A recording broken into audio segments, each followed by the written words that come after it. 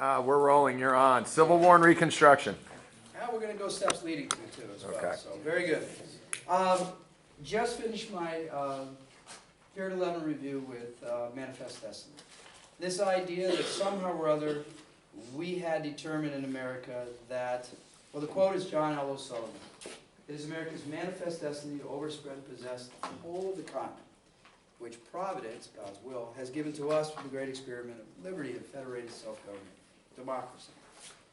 America, I think, really was viewing itself as a chosen people as you get into the 1840s. And there's some reason for that. America was just so blessed in how quickly we expanded.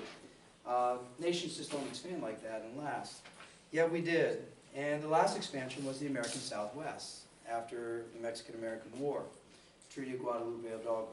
So, that treaty, we get from Mexico, after about a year and 5-month war, we get California, all land east to Texas, and Texas down to the Rio Grande, the disputed boundary of southern Texas, which was played a part in bringing the war on. There's this enormous game, and ironically, about the size of Louisiana for about the price, $15 million plus $3.25 million in unpaid claims. So now we have that question that comes up again. And that question is, what are we going to do with slavery here? It seemed like every time we expand, we get that question. What are we going to do with slavery? And that goes all the way back to the Constitution. The Constitution established, among other things, a promise to secure the blessings of liberty. 10 lines later, 3/5 a person. Later in Article 1, the migration or importation of such persons can't be interfered with. Article 4, that you cannot escape from your labor. These all establish the institution of slavery. We resolved it in the Constitution. We resolved it in the Missouri Compromise for Louisiana. We resolved it in Northwest Territory with Northwest Ordinance. But now it's open again. What are we going to do with slavery in the Southwest? And it begins the discussion. But we thought we had all the time in the world to resolve that, because nobody's there. I mean, there's like 15,000 people total in California, very few Americans. But I think it's March. A Jersey guy named James Marshall finds gold. March, it was spring sometime. Finds gold at Sutter's Mill.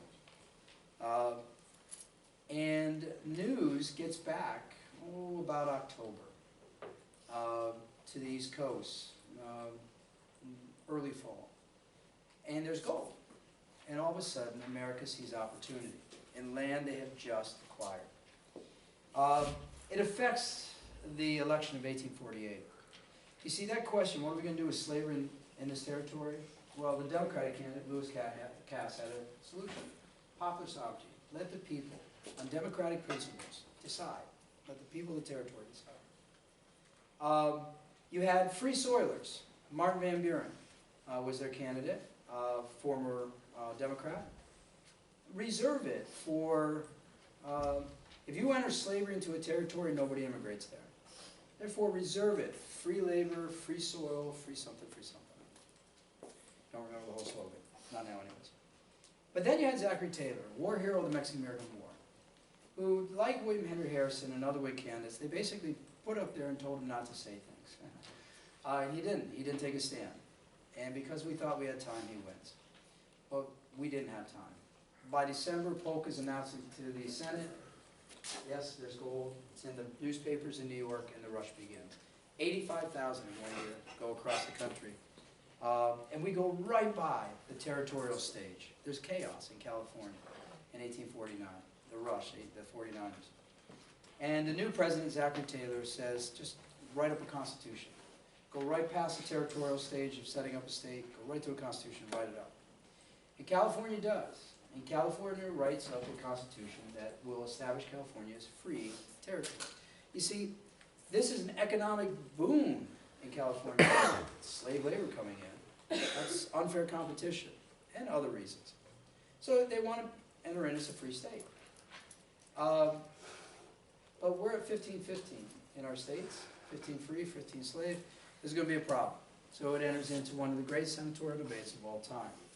The senatorial debates, you have those on the northern side who argue the moralistic argument about slavery. higher law. William Seward from New York said, higher law, we have to align man's law with higher law, God's law. Slavery is immoral. Joined by those making the free soilers argument, the economic argument about slavery and competitive labor, free labor. And they argue on the one side. On the other side is John C. Calhoun. This is an important argument that goes across eras. This has been a tension since we were founded. John C. Calhoun says that the South is subject to the tyranny of the Northern majority. They always have more people. Cities, immigration has expanded their population beyond ours. Therefore, they're going to get their issues passed and we're not. We are under that tyranny, so he proposes two presidents to protect the slaveholding property right of the South and the Southern states. We have to have two presidents, both with a veto power. Northern president, Southern president. It's fundamentally talking about changing the Constitution over this issue, which tells you how serious it is. He also argues that the Fifth Amendment protects the property rights of slaveholders and does not see, the Constitution does not see slaves as people. In between, you have the compromisers. Daniel Webster, who made the Liberty and Union one inseparable, now forever argument for the compromise, or for the tariff issue, and Henry Clay, the great compromise. And Henry Clay crafts this amazing compromise of 5 parts. Towards the northern side, we'll give California as a free state. We'll also, what was the other northern? Oh, we're going to eliminate slave trade in Washington, D.C. Very unseemly to, trade slaves in the capital of the United States. On the southern side, you're going to give a stronger fugitive slave law. This is the real controversy here. We'll get to that one last. And popular sovereignty in the remainder of the Mexican cession. Let the people decide. In between, we're going to adjust Texas's boundaries and give it 10 million.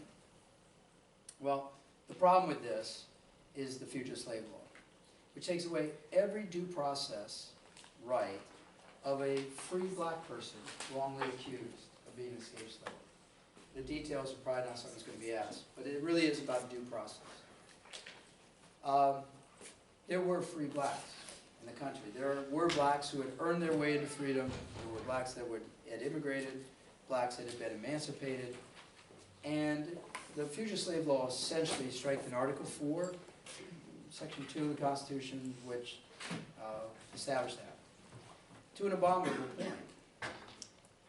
But they were all passed. Not initially. Stephen Douglas broke the bill up and it was passed. But they were all passed and it becomes law.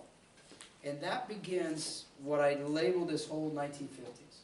Compromise and conflict. It's counterintuitive. Compromise is supposed to resolve conflict, not create it. In this era, every compromise created more conflict.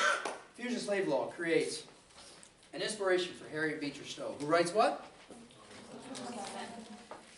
Which places the whole debate about slavery where it wasn't before in the North, in the moral area. An average written, but very interesting novel. Uncle Tom's Cabin, national debate. Personal liberty laws. Northern states start passing personal liberty laws. Going to go across and compare different eras. Personal liberty laws are laws passed by the states that say we will not enforce the federal law. What does that sound like? No. Nullification. Except this time it's the northern states doing it. In other words, there will be no state official who will enforce the federal fugitive slave law. You cannot use state cells to hold accused escaped slaves. It is a violation of federal law. Nullification, except this time from the north. This nullification law, to trace it, you go from the Kentucky and Virginia resolutions, Southern argument, offered by Jefferson and Madison regarding the Alien Sedition Acts mostly. You have a Hartford Convention, New Englanders, talking about nullification regarding issues of the War of 1812. Go back to the South, South Carolina Ordinance nullification after the South Carolina Exposition protest written by Calhoun, Southern argument for nullification. Now we're back to the North, personal liberty laws, resisting federal law. It's a northern and a southern thing. this tension between federal and state government. And there's one other one I'm forgetting right now. There's one other tension that created. If I remember, I'll tell you. This tension gets very, very tense. And instead of bringing the North and South together on the issue of what to do with the territory, we draw further apart. The Southerners are infuriated with the Northern debate about slavery and the personal liberty laws. Jump to, I'll throw in a quick one, 1853, gas and purchase completes the continental United States. But 1854, gas and purchase was purchased for what reason? Why did we get that little strip of land down in modern day, bottom of modern day Arizona? Why did we purchase that for $10 million from Mexico? Yeah, we have the technology at this point to go across the country in railroads. So, Stephen Douglas, senator, wants in on this. He wants the railroad to go north. So to go through his home state of Illinois and bring wealth. Well, if he doesn't hurry, it could go south. Because the territory in Louisiana was basically given up on. And it's for Native Americans, not fertile, not organized. So he says, I better organize that territory so we can put a railroad through it.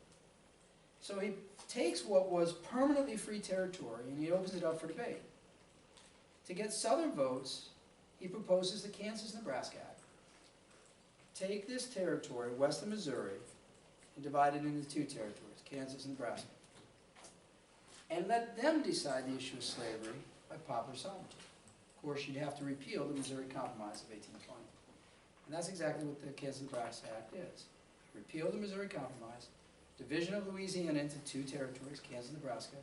People of the territory will decide by popular sovereignty. To get northern votes, he says, it's going to go free anyways and get the railroad. To get southern votes, takes permanently free territory and makes it potentially slave. And it passes. Question? Yeah. So it says that they repealed the Missouri Compromise, but then what I was looking for the Dred Scott decision. Right, which that is said it bizarre. also repealed the Missouri It invalidates a repealed law. I can't answer that one, but that's what it does. As of 1854, the Missouri Compromise, the 3630 line is off the books. We'll get to that in a minute. Yes? How does the Wilmot Proviso fall into this?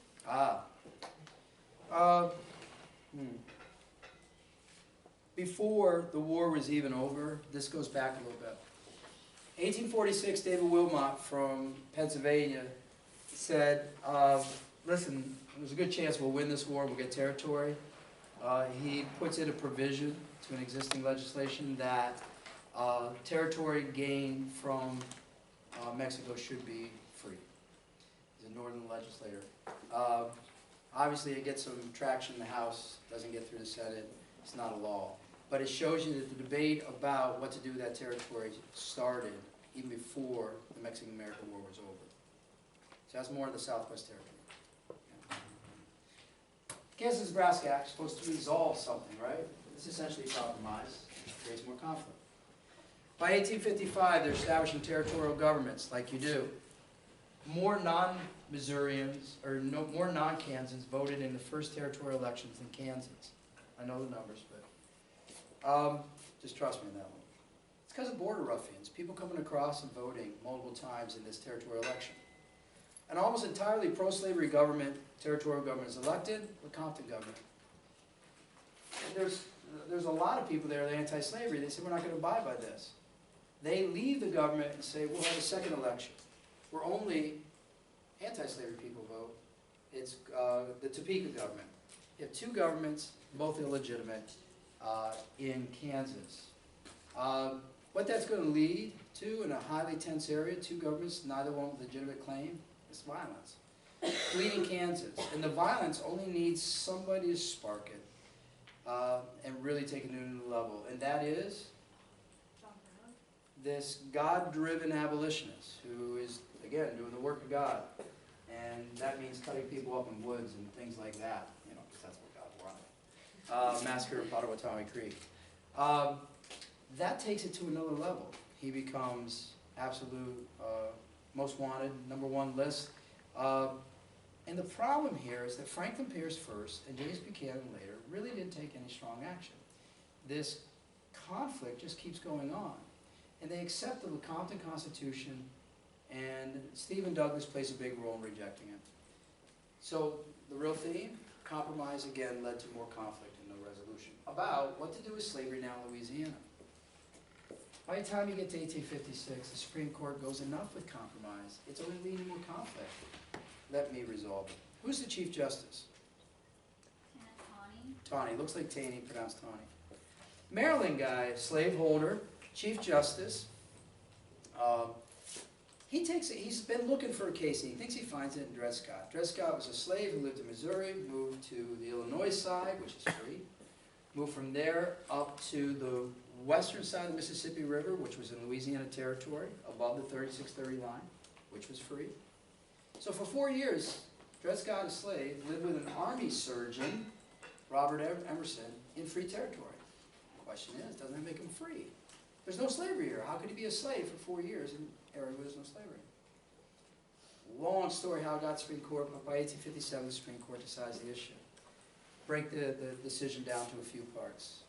One of the most important decisions in American history. Again, he thinks, I'm ending compromise, I'm going to resolve this issue. That's what Taney thinks. One, he establishes essentially who the Constitution was written for. It's written by and for white men only, he says. He therefore decides that there is no right of a black man, free or slave, that a white man is bound to respect. So it doesn't matter if he's free or slave. We don't have to listen to him. He has no right to sue. So you're saying stop already, if that's the case. But he doesn't. He's trying to resolve this issue before it goes to civil war. He then says that the Fifth Amendment says no person may be deprived of their life, liberty, or property without due process or trial. And you think that can't be used to defend slavery, but it is. Here's why. No person, we're talking about a white person, may be deprived of their life, liberty, or property, that's the black person, without a trial. Missouri Compromise was not a trial, it was a law. He lived north of the 3630 line, which that law made free. That law is unconstitutional, a deprivation of the slaveholders' slaveholding right in the Fifth Amendment. It never considered the black man as invested with that right. So they actually use the words, no person may be deprived of liberty, to defend the institution of slavery. President Lincoln now, he's not President Lincoln, excuse me. This guy Lincoln, he wasn't in any office. He starts challenging this as he runs for the election in Illinois in 1858. Because he says this resolution, you know, is no resolution. He points out rightfully in 1857 in Springfield, Illinois, this opens up every territory. Because the Missouri Compromise can't ban slavery to a territory, nor could the Northwest Ordinance. Because it's law, it's not due process. Nor could a state constitution, it's not due process. This effectively makes the entire country slave. This is where he builds the House divided speech. A nation divided against itself cannot stand. We must be all one thing or all the other. Dred Scott, he points out, makes us all slave. He's hinting we must be all the other. 1858. And that's the case, by the way. It's only a matter of time before these other laws are invalidated. The Lincoln-Douglas debates become so important in American history because it rises up Lincoln and it invalidates the arguments of Douglas. Lincoln and Douglas were running for the Senate in 1858 in Illinois. Douglas is the most prominent politician now that Henry Clay and John C. Calhoun are dead. He has been arguing popular sovereignty. Popular sovereignty is a democratic principle to decide the issue of slavery. Lincoln challenges that on every point. Talks about no expansion of slavery into new territories. He's also representing the views of a new political party, the new Republican Party, birthed after the Kansas-Nebraska Act, which says slavery is a moral, political, and social evil, should not be extended to new territory. Lincoln loses the senatorial election, but is so close that he makes a name for himself. Douglas wins, but in so doing, alienates support in the South and the North. The famous Freeport Doctrine. If I can remember it right, Lincoln says, can people of a territory lawfully exclude slavery? He knows the answer. Dred Scott's decision says no. Popular sovereignty says yes. They vote for it. He puts Douglas in the corner, and Douglas gives this stupid answer of slavery cannot exist for a day or an hour without support for local police regulations. I don't know what it means, but it's not satisfactory to South. South says, you should have said the Dred Scott decision said no, people can't. Northerners say, you should have said yes, otherwise popular sovereignty is a fraud. He alienated both. Douglas goes down. Lincoln, elevated up, becomes a Republican nominee in 1860. So Lincoln-Douglas debates are very important. Development of the Republican Party is very important. Republican Party, by the way, 1854, Kansas, Nebraska. 1855, they hold their first convention. 1856, their first candidates. 1858, they have state candidates. 1860, Lincoln is their nominee. Questions before I go to the spark that started the Civil War? Yes? Was Lincoln not on the Southern ballots? We'll get to that in a minute, the 1860 election. One of those elections you should remember. And by the way, somebody asked me today, so I'll go over those elections that you should. So the Democrat Party split this time, no? Yes. So in the other party, the Democratic Party is splitting. And they, in 1852, they had 50-some ballots before they settled on Franklin Pierce, a northerner, New Hampshire, who was agreeable to slaveholding rights. That becomes a pattern because now in 1856, James Buchanan, a northerner, Pennsylvania, was agreeable to slaveholding rights. They're getting compromise candidates every time. By the time you get to 1860, they just two candidates. And we'll get to that in a minute. But before we get to the election, think of everything we just talked about. All of that we just talked about as like kindling wood piled up. All you need is a spark, and it's going to go. Who's the spark? Give you a hint. He likes God a lot. John Brown. He returns. He's been a fugitive. He's been here and there, chased by the feds. He comes back up into Harper's Ferry, Virginia. He's got this plan, a plan of, I'll take over the armory, or the armaments in this arsenal. Slaves will come running. We'll have a general slave revolt. The problem is, they didn't get the newspaper reports. They didn't get notification, so they didn't come running, and he's essentially captured and killed. But here's the real importance of John Brown. He becomes a hero in the North, which enrages the South. And Southern states start forming militias. The worst fear is being killed in their beds by slaves and abolitionists. John Brown tells the Southern states, you guys start getting militias together. That's why the South can get up and going in the Civil War so quickly. It intensifies what already is a country going like this. Now you get to the election of 1860. 4 candidates. Lincoln, the Republican candidate. A virtual unknown going into it. John Breckinridge is the true Southern candidate, Democratic, Southern Democrat.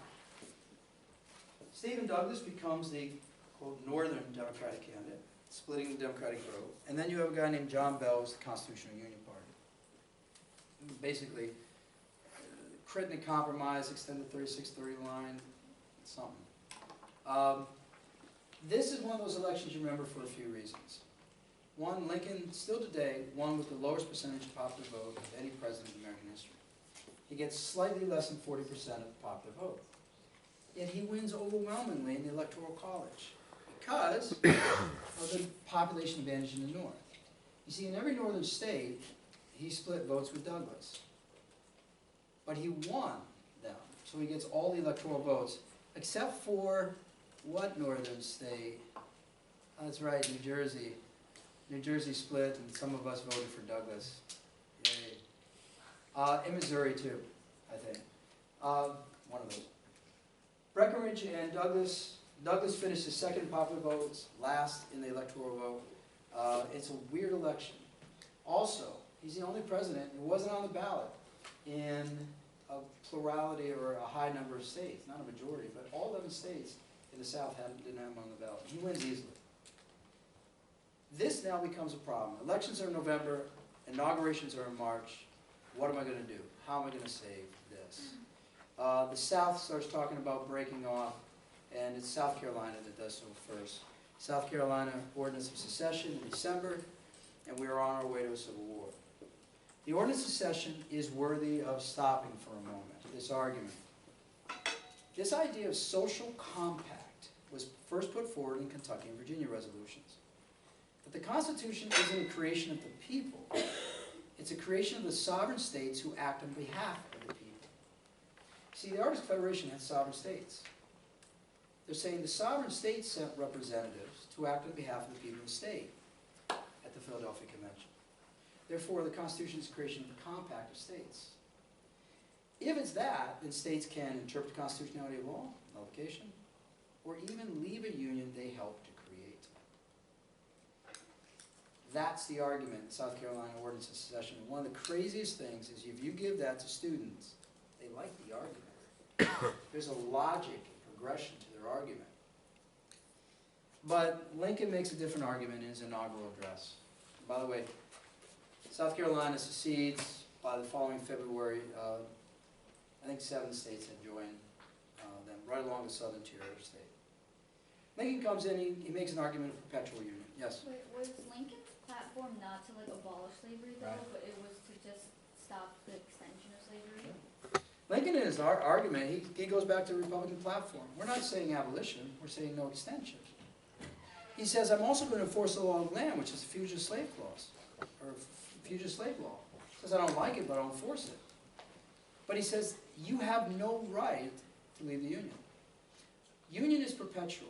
Think of it as a one-way door. Once you walk in, the door closes behind you. There's no door handle on the other side. You cannot get back out. A union is perpetual. He goes to our history.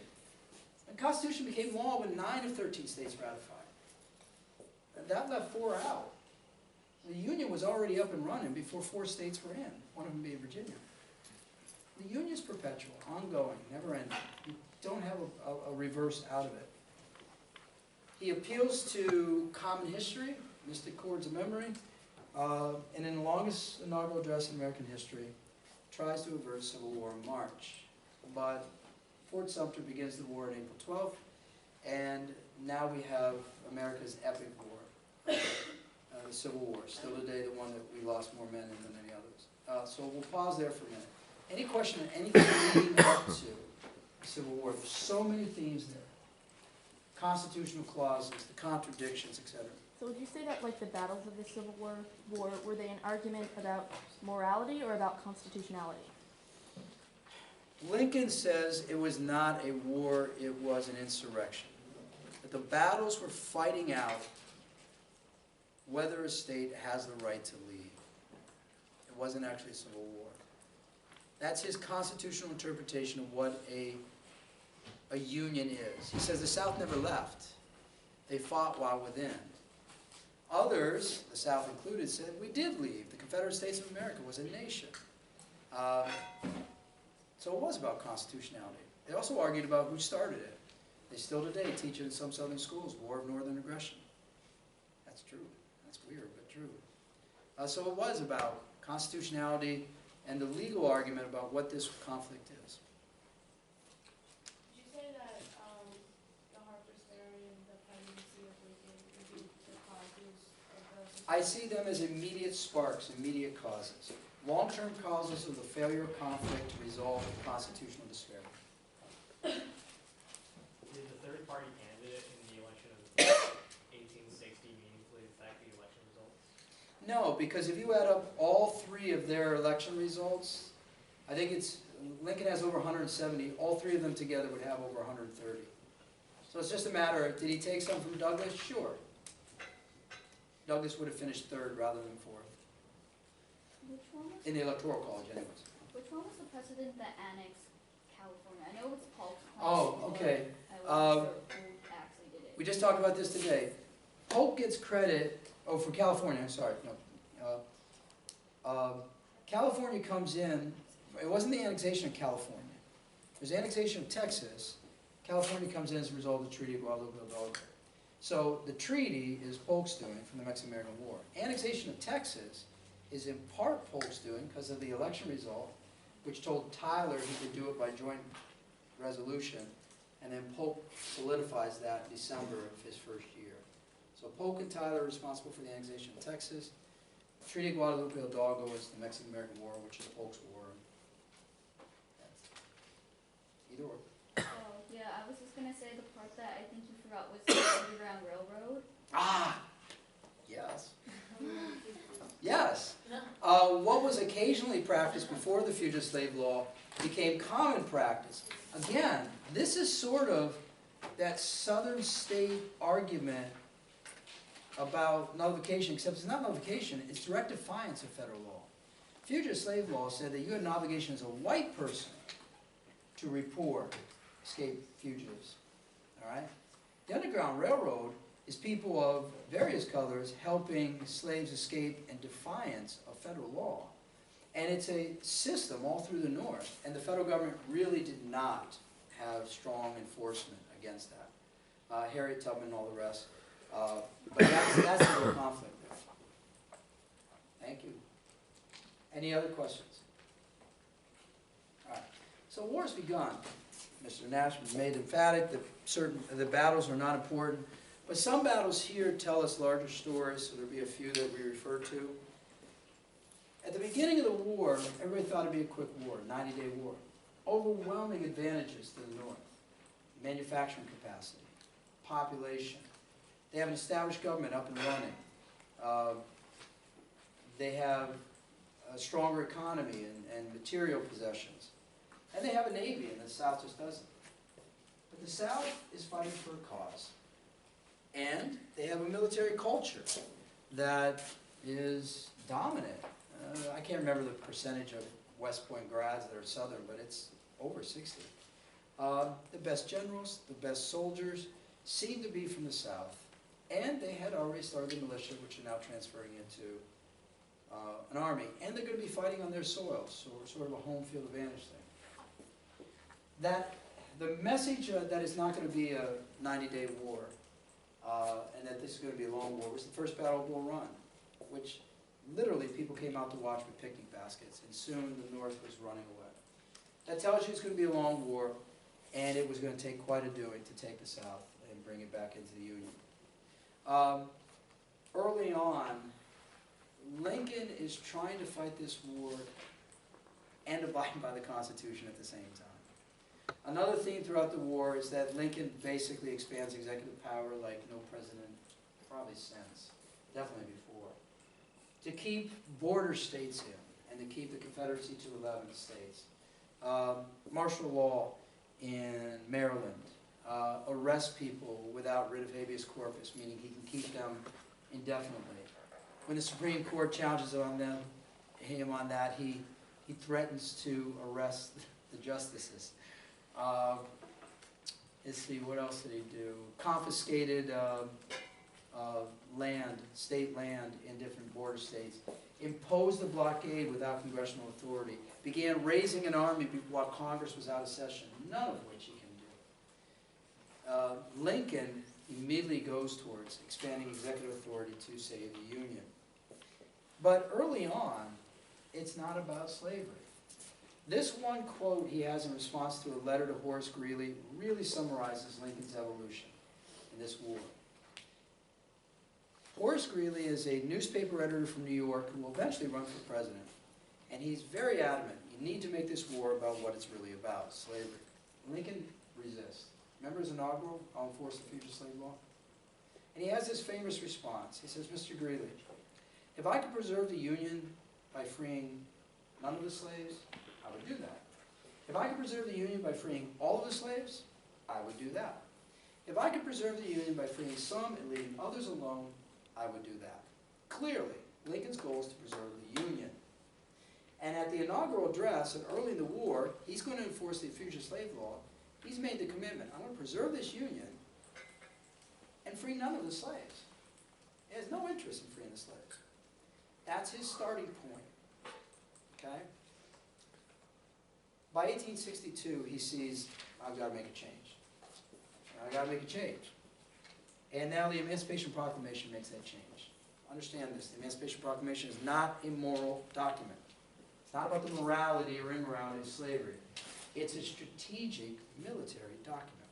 He uses his commander-in-chief power to empower the military to recognize and maintain the freedom of slaves in rebellious areas. It's a strategy. So, If you are a general walking through a southern area and slaves come off the plantation, you are ordered by your commander-in-chief to recognize their freedom and maintain it. And then he makes the offer to those who have been freed, we'll give you a uniform and you can help out. Meant to terrify the South. And the final goal here, divorce the South from Europe. None of Europe is slave at this point. Did it make the war about a slave-holding nation or part of a nation against a free nation? So, emancipation is a strategic military document designed to turn the tide of the war. It's clear.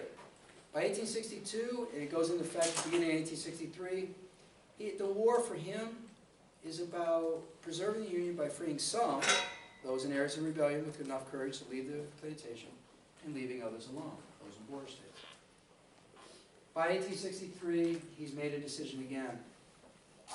This has to be about slavery.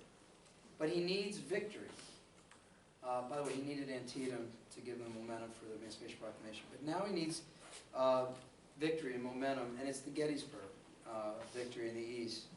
The Gettysburg victory gives him a platform by which he's now going to redefine the war a third time. The Gettysburg Address. He starts the address beautifully by referring back to 7 years before, 1776. A nation conceived in liberty and dedicated to the proposition that all men are created equal, brought forth in the continent. It says the Civil War is a test to see if that nation or any nation so conceived and dedicated can survive. Think of that. He's saying to him, nobody says this has to work. This is what this Civil War is about. Then he goes through some things, and then at the end he says what the purpose of the people there today was, and it's increased devotion to that for which the soldiers gave the last full measure. A new birth of freedom. So a government of the people, by the people, for the people shall not perish. He starts with our original birth, says the Civil War is a test to see if it will survive, and for it not to perish from the earth, we have to have a new birth. Who do you think he was talking about? The South? Prisoners in federal prison? The ones he was holding without writ of habeas corpus? He was talking about slaves. And sure enough, early the following year, in 1864, he proposes for the first time the 13th Amendment to Congress. So, you have a situation here where Lincoln evolved about preserving the Union and its relationship to slavery. Very debatable issue. What was the Civil War about, slavery or Union? I think they're co-joined. So just off of that, before we talk any battles or anything else, because I don't think we have to. Any questions? You said that Lincoln expanded the role of the executive office by more or less illegally or unconstitutionally raising armies. But how does that expand the power of the executive office in the sense that because he didn't have the power to do it, that didn't necessarily mean future presidents had the power to do it? Oh, yeah, it does. It does? There's something called the vesting clause in Article 2. Vesting clause in Article 2 says the executive power shall be vested in the President. The vesting clause of Article 1 says Congress shall be vested with all powers herein granted. The vesting clause of Article 2 is more open, just says the executive power. It doesn't limit it to what's in the Constitution. Lincoln took that and said, I'll raise an army if Congress is out of session in this emergency, in this insurrection. Okay. You don't think that's related to the idea that we can carry out war for 60 days without Congress even responding, without declaring it? Which is all we do anymore. Because it's an emergency, too. Once grabbed, it doesn't go back. Marlboro versus Madison. Grabbed. Marshall grabbed judicial review. Never went back. Executive authority. We did it in World War I. Sedition acts. We threw people in prison. Red Scare. All of that. Just playing upon the template that Lincoln laid down in the Civil War. So if we were to historically connect this to something, we could say that it was an example of how an emergency led to, if not loss of rights, then a gain in power for the federal government? Gain of power for the federal government, loss of power for the state governments, loss of rights for individuals, loss of dissent, all of it. And it's happened World War I, happens World War II, happens Vietnam, Second Iraq War. Yeah. Do you think Did you Lincoln, guys get to the Second Iraq War in this test? Nope. No. Do you think Lincoln made it about slavery after the Gettysburg Address? Like it was official? I think he decided before, he just was looking for the right time. I'm an admirer of Lincoln because he's an introvert, he decides his issues, no speechwriter, just sat down and quiet and thought, connected to whatever, and came out with these marvelous thoughts.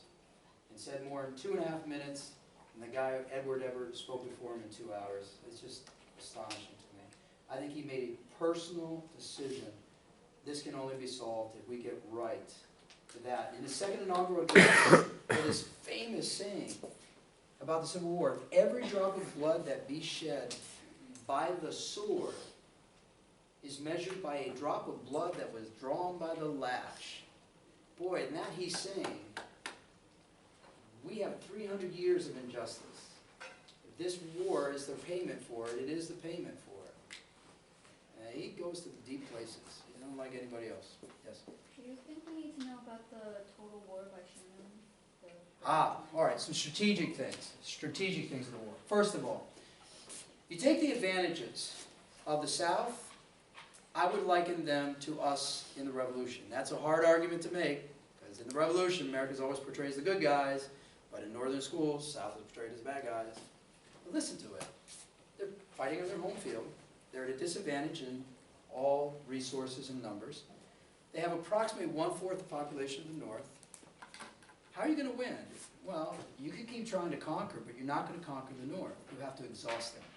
Exhaust the Northern will to fight. That's where the Copperheads and the Democratic dissent and the Republican dissent and McClellan running against Lincoln in 1864 wanted to end the war. Exhaust the Northern will to fight. That's their strategy. Because a tie for them is a win. They don't have to conquer the North. They have to exhaust them. North has to conquer. So their strategy is the Grand War strategy, the Anaconda Plan, where you start off by surrounding with your Navy. Then you divide the South along the Mississippi River, which Battle of Vicksburg confirmed. And you squeeze in on the east in what was then their capital, Richmond. Sherman is that part that's squeezed in. While Grant is chasing Lee around Virginia, total war. Now Sherman says, I'll exhaust the southern civilian population's will to support his failed war effort. And he squeezes up north as Grant chases Lee in Virginia. So he's part of that third element of the Anaconda Plan. So strategic. Use your superior advantages, buys and mends, and conquer. And that was the difference in strategy. Other questions? We have just one arrow left. If I didn't leave anything out about the Civil War, did I? I could have. Oh no. Yes. Like, a lot of the study guides connect the emancipation to Dr. King. Mm. So, like, if it's not a moral document, where's the No. synthesis? In the war, it wasn't a moral document, it was a strategic document. It had moral effect. Thank you, because that's how I often say it in class. It's a strategic military document that ends up having moral effect. Okay? Sherman particularly, as Sherman's going through Georgia, tens of thousands, because he's obliterating the land side, tens of thousands of former slaves are following him. Following his army through Georgia and up through South Carolina. That's a moral effect. That's an amazing effect. So yes, I agree with Crash Course on that. But only in effect, not in intent. Do you think we need to focus on the abolitionists like Frederick Douglass? Well, that's for a moment. Abolitionists, go back to 1830, 1820s. You have a couple different kinds of abolitionists. Gradualists. Gradualists want laws like, I can't remember the guy's name. But basically, you don't emancipate immediately. Like all children of slaves will be free, and existing slaves will be freed at age 25 or something like that after 25 years. Gradual emancipation. William Lloyd Garrison is the first immediatist. He's the one that says immediate emancipation now and for all times. 1831, the Liberators founded. He's a pacifist, though. But he's also not a constitutional compromise guy. He says the Constitution's in agreement with hell and burns a copy of it. Immediate moral abolitionists. People like Frederick Douglass are sort of in between. He's not a gradualist, he's an immediatist. He thinks emancipation should be immediate, but we should use the existing principles in the Declaration and in the Constitution and apply them through political compromise to the African American population. He gets, a lot of up and downs in him. They have influence, but John Brown and David Walker, an appeal to colored citizens of the world, they're violent emancipationists. They want not to do through political compromise like Douglas or First Amendment protests like Garrison, but through violence. And Mr. Uplinger, while you're on that, when you can start looking at making connections to the civil rights movement, we talked about the split in '65 and the militancy. Dr. King's peaceful approach, Black Panthers, Black Power movement that take a more militant approach. It's very easy to make those direct connections for that. King would be most like Frederick Douglass. King praised constitutional principles all the time. He identified with the revolutionaries in 1776. Practiced civil disobedience like Henry David Thoreau in the Mexican-American War. Non-payment of taxes and things like that. King is deeply rooted in our history. The Black Panthers they're like this core Congress of Racial Equality and the Student Nonviolent Coordinating Committee. They're a little bit edgier than the Southern Christian Leadership Conference of King, and they just keep pushing the envelope. And eventually, by the time you get to 1965, Selma, passage of the Voting Rights Act happens. But after that, racial violence in 1966 across American cities, there's this turning. King's time is done. He had his time. He got his gains. Now by all means necessary. Even though he's passed, Malcolm X starts to ring more, Black Panther Party, Stokely Carmichael, these individuals take a rise. Violence now becomes the method. And now they're the David Walkers of the world. Militancy, and I think Vietnam plays into that as well. So there is always that tension for the African American community. You can build it too with Booker T. Washington. Booker T. Washington takes an economic approach. That you earn your equality, and to paraphrase, nobody discriminates against the color green.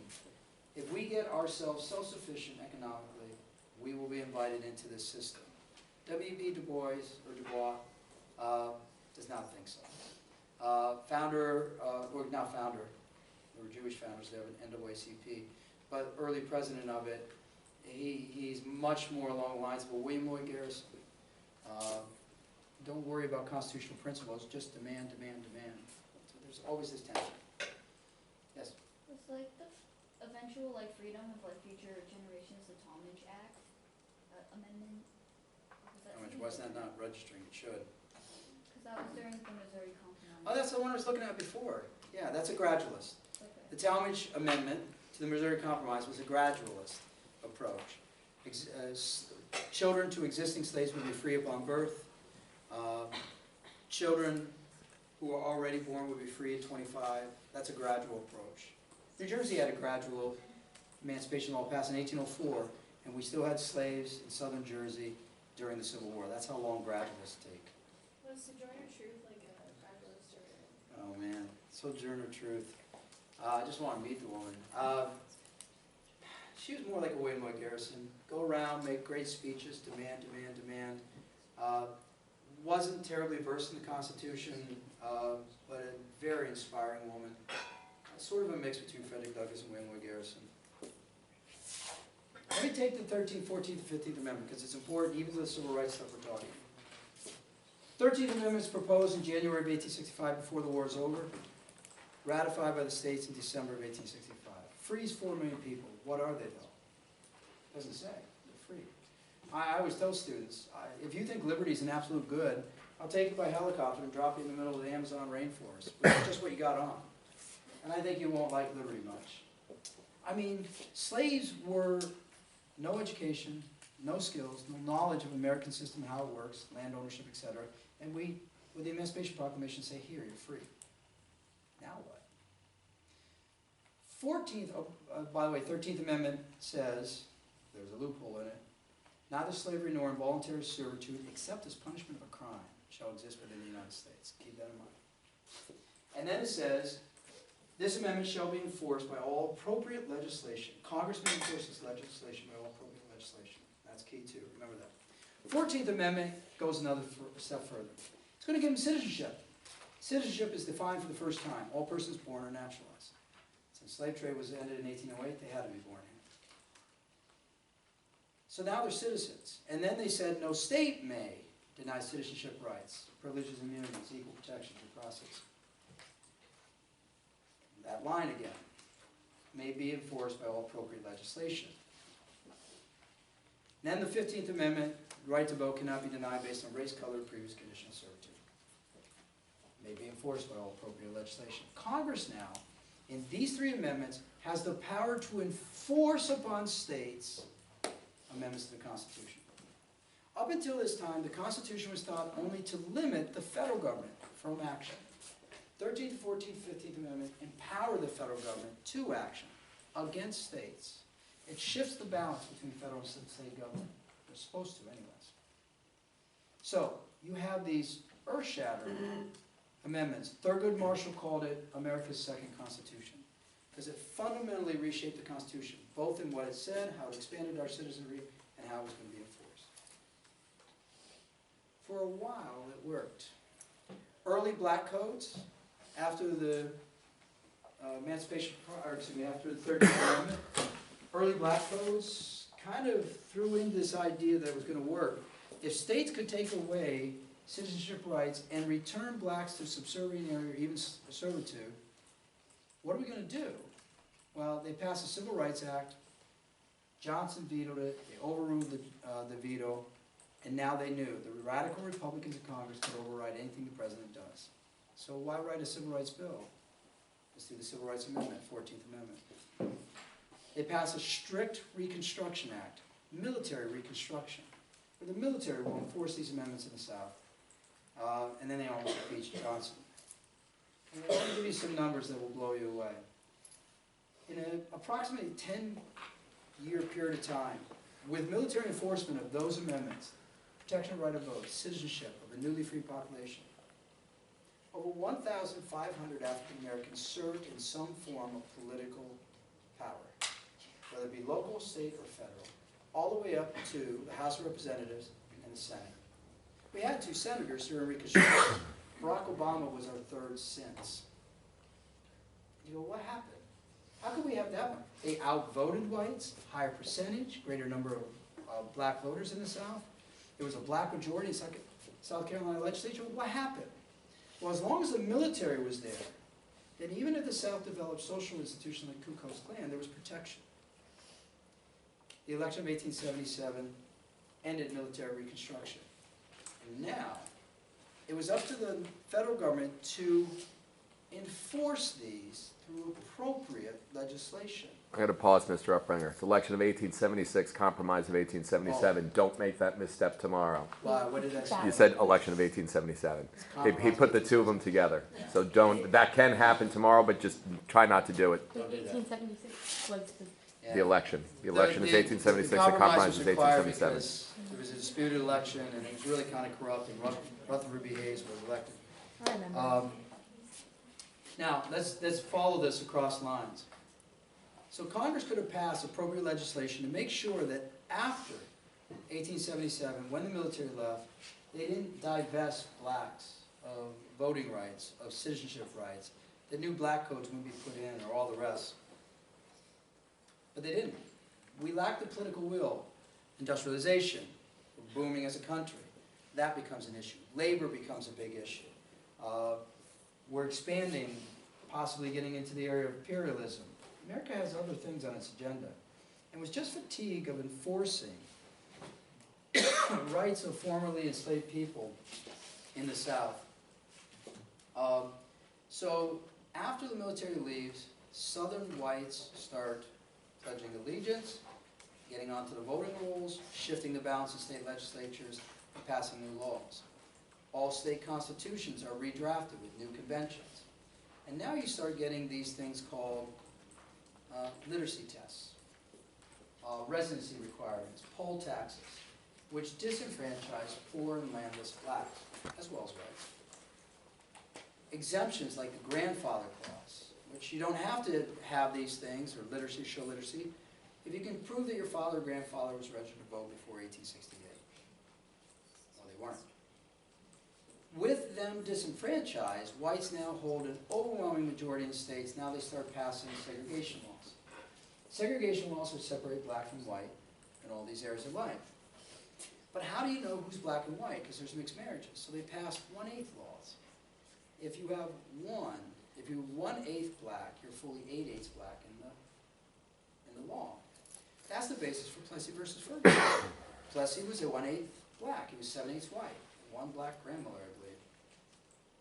But the Supreme Court upheld that separate facilities are constitutional so long as they are maintained equally.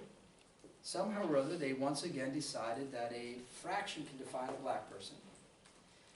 And they said that a fraction that said 1/8 equals 8/8 in the law, somehow or other mathematically valid. Plessy versus Ferguson upholds segregation in public facilities. The Civil Rights Act of 1883, the Civil Rights case of 1883, upheld it in private institutions. What case? Private acts of discrimination or private wrongs. In the civil rights cases of 1883, it's a group of 83, yes. cases. Yeah. So now what you have is everything's going backwards. What was the progress of the first 10 years is going backwards. And again, anytime Congress wants, they can come in and enforce. And they don't. Anytime federal courts want to come in and rule a certain way, they could, but they don't. It's that simple. There's just not the will to enforce this. Late 1830s, late 1930s, early 1940s, the NAACP and its growing legal team starts winning cases with regards to segregation in graduate schools, like law schools, and colleges. In other words, there was a Missouri case, somebody v. Canada, not the nation, can't remember the name, 1938, you look it up, basically said to Missouri, if you don't want to admit a black applicant to a law school, University of Missouri, you got to build a black law school, because otherwise it's not separate but equal. Missouri makes a decision, we'll admit them. A similar kind of case, and I'm forgetting the name of it, 1940s, there's your foundation. Truman desegregates the Army. There's your foundation. Next thing you know, we have a woman not moving on a bus, Rosa Parks. That leads to a bus boycott, which gives birth to a 26-year-old pastor, civil disobedience. The public pressure over a year leads to the municipality of Montgomery desegregating their buses, victory. Federal courts start coming in and enforcing that victory. All of that happening just after Brown versus Board of Education, which is the biggest federal case on this. Virtually no precedent for Brown. 7 times Plessy was upheld. They just said, let's look at the humanity of black children. Segregation harms them. Therefore, it has no place in the Constitution. Separate facilities are inherently unequal. And it harms them. A psychological doll study. Where's the precedent? Nowhere. Federal courts now are taking the action. That action leads to Montgomery. The boycott gets national press. Next thing you know, you got Little Rock. Federal courts uphold that integration. The president has to come in with troops to uphold it. And it goes on in state after state. And finally, in 1964, after the judicial branch and citizens and the executive branch act, 1964, Congress passes appropriate legislation. Civil Rights Act of 1964 says, you may not discriminate in public facilities on the basis of race, creed, color, origin, or sex. Later it says, places of public accommodation. It takes care of the Civil Rights Act of 1883. These things took 100 years to get through. And it was right there in the Constitution the whole time. And they finally passed appropriate legislation. The following year, Johnson thought he had done enough. King says it's not enough unless you get us the right to vote. They won't let us vote in the South. Selma. The protest there turns the tide. Johnson can ignore it anymore. Pushes through the Voting Rights Act in 1965. Again, appropriate legislation. Yes?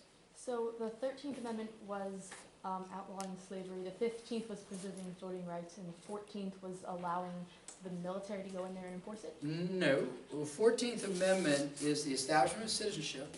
The Reconstruction Act brought the military. Reconstruction Act of 1867 brought the military. The 14th Amendment defines citizenship, applies it to all people born or naturalized, African Americans included, and then protects citizenship rights like due process, equal protection, and privileges of immunity against state government abuse. It was that was never enforced. After 1877, that just wasn't enforced by the federal government. Other questions? Other connections you want me to make about anything? I'll try. Were there other, like, any major, like, women, like, things in, like, Patchwork besides Seneca Falls? Susan B. Anthony was so mad about the 14th Amendment. Because in Section 2 of the 14th Amendment, there's this clause where they have a chance to say, if this is denied, this is another enforcement provision. If the right to vote or citizenship rights were denied, they had the chance to say, to any man or woman. But they just said men. That meant that full citizens, political citizens, the right to vote, said if the right to vote was denied to men, then Congress can reduce the representation of that state in Congress. But they just said men, not men and women. Susan B. Anthony was irate about that. And it is a big push forward. We could have had a big advance in our country in 1868. We didn't have it. So now the women's rights movement becomes a full suffrage movement late into the 18th century, which blossomed into the 16th or 17th, 18th Amendment? I get that one. 19th. Amendment in 1919. Boy, suffrage, women's right, so many things there. Seneca Falls leads to the hope for that 14th Amendment. It goes into labor, equal protection in labor, suffrage. Boy, that's about as best I can do with that one at this point. What would you say, like, the major, like, political party switches when we have to talk about, like, sectionalism and, like, liberalism and conservatism, like, after? How far back do you want me to go? I guess after the revolution in 1800. All right, anti-federalist, federalist debate becomes essentially the federalist Democratic Republicans. Federalists, very much like Hamilton, think the national government should be empowered to act and hold us together as a union. Democratic Republicans, much more state rights, much more economically conservative. That resides up through the era of good feelings where the Federalist Party dies. Now it's just the Republicans, one-party system. Election of 1824 is the end of that. The animosity after the corrupt bargain splits it. Now it's the National Republicans, the Democratic Republicans. Jackson cleans their clock, 1828, 1832. So by 1834, a new party is formed in the midterms. They take basically all the groups of the anti-Masons, the Nationalist Republicans, and some Democrats who hate Jackson. And they form the Whigs. And Henry Clay becomes the first national candidate in 1836. Of course it's Henry Clay, he loses. Then the Whigs find a new template. Get a war hero who's popular and tell him to shut up. William Henry Harrison, log cabin and hard apple cider, typical women Tyler too. He wins, dies. Tyler, replaced by Clay. Again, substantive debate, Whig candidate, loses. 1848, war hero, shut up, Zachary Taylor, wins. A party like that can't go on forever, because it doesn't have ideas. By 1952, it loses again. Miller, no, that was, I can't remember who lost for them. But by 1854, the Republican Party, the modern Republican Party, though this is a hard one, comes out. They are the Free Soilers, economic argument about slavery, conscience Whigs, those who have a moral argument against slavery, and Northern Democrats who have opposition. They form the Republican Party against the extension of slavery, against the property right of slaveholding, And that bursts John C. Fremont, 1856, he loses, grows up candidates like Lincoln, he wins, modern Republican Party. From that point on, it's Republican Democrat primarily. Along the way, you'll get the Populist Party, the Progressive Party, the Bull Moose, third parties, but it's the Democrats, Republicans from there on. One shift though.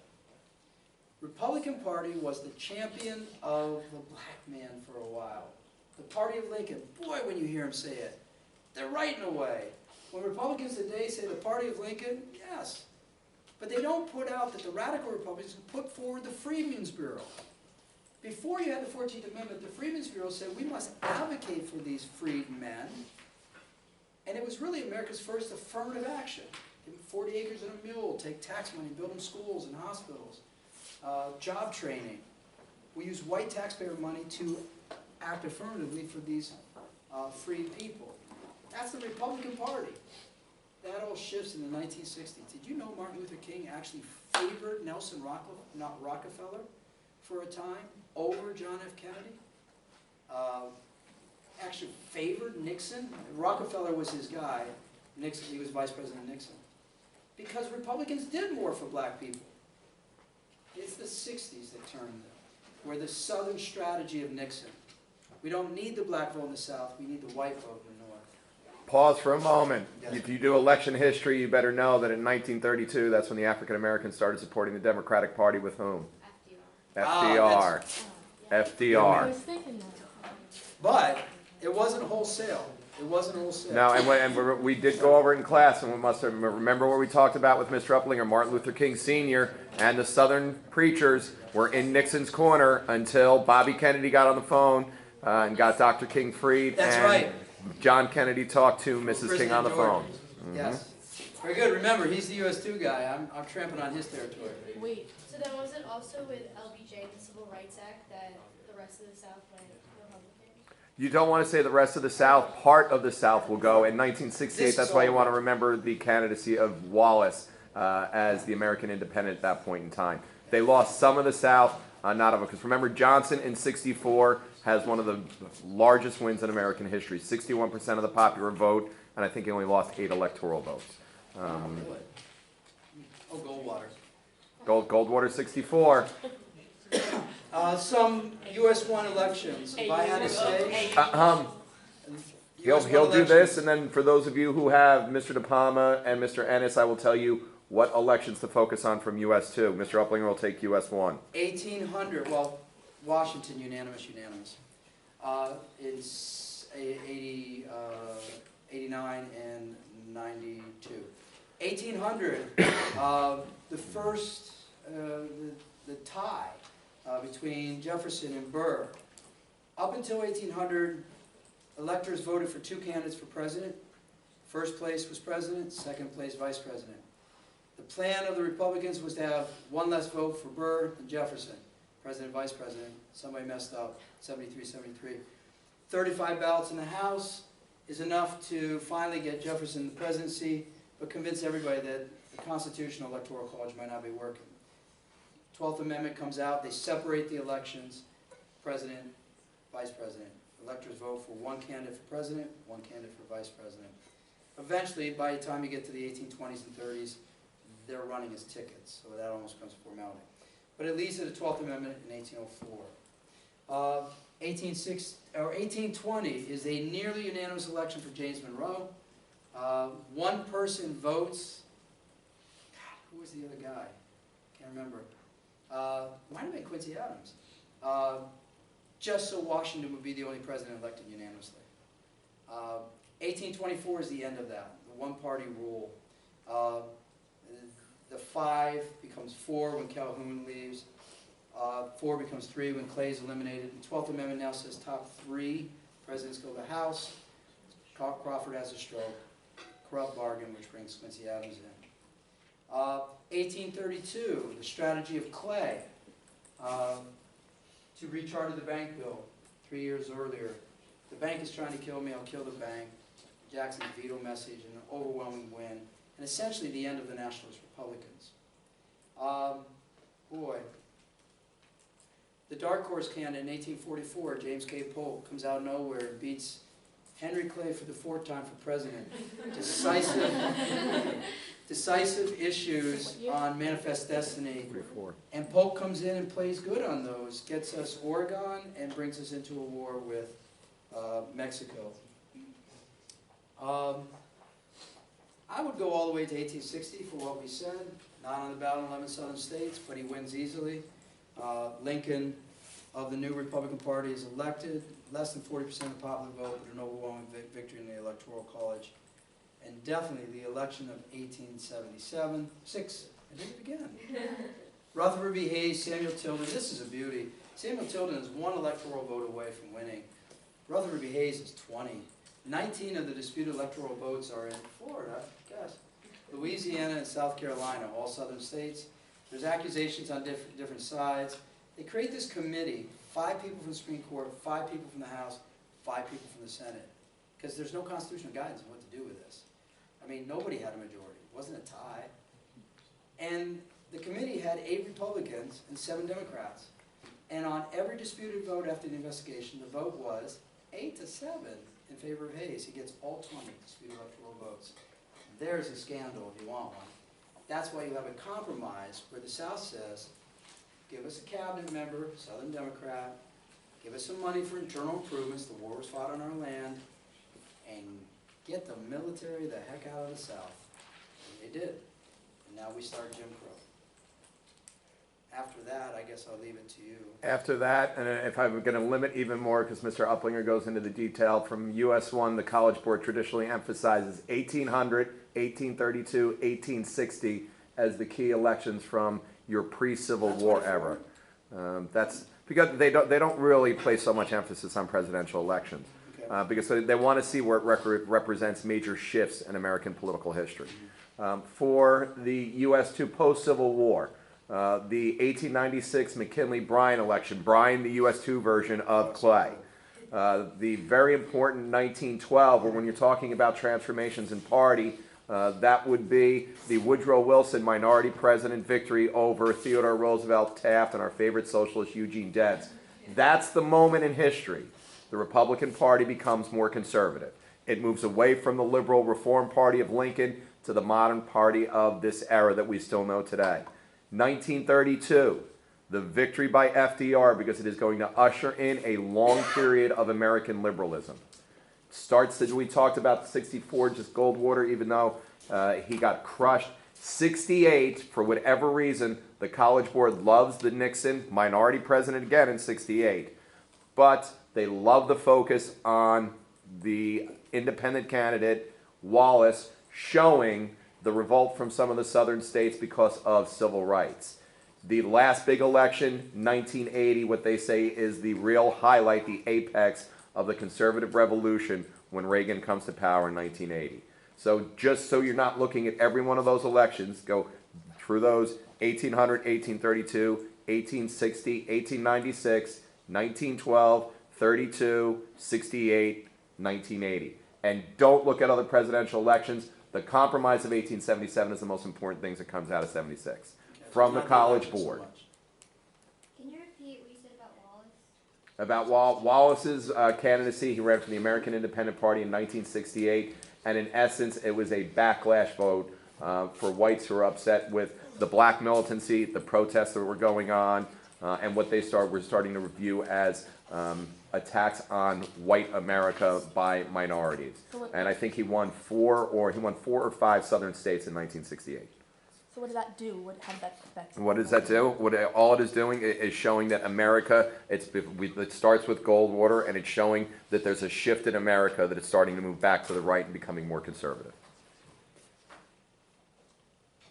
Any other questions about anything that I can answer or Mr. Nash can answer? One last question is, it's obviously safe to say that the stance of the Republican Party has drastically changed throughout history. So what is like the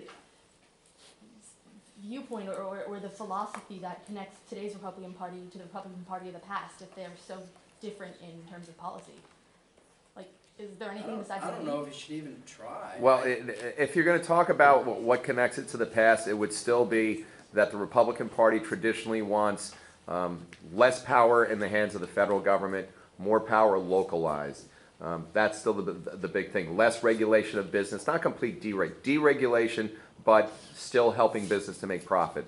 For some of those ideas still hold true. They want, in essence, they want smaller government, less government intrusion into personal lives. Until then, you may start talking about abortion rights and things like that. That's where they then want the government to become involved. But And that's doesn't rooted all the Lincoln way go back to against the that? anti-federalists. Doesn't Lincoln like contradict that small Well- government? Because he was like, Yeah, that's why I'm saying I'm not sure how much you should try, because it's just, I think it's going through a shift again. The Republican Party, the radical Republicans, had to be very active agents in trying to protect. The Freedmen's Bureau is active federal government, not limited local government.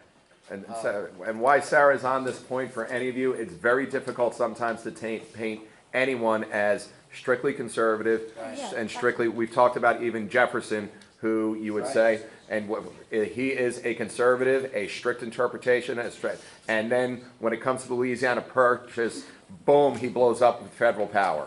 Right. That happens sometimes, Yeah. that they're not going to be 100% conservative, 100% liberal, they will have elements of both.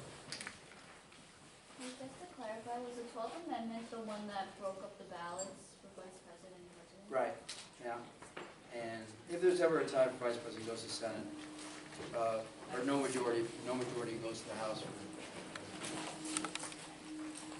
You guys are all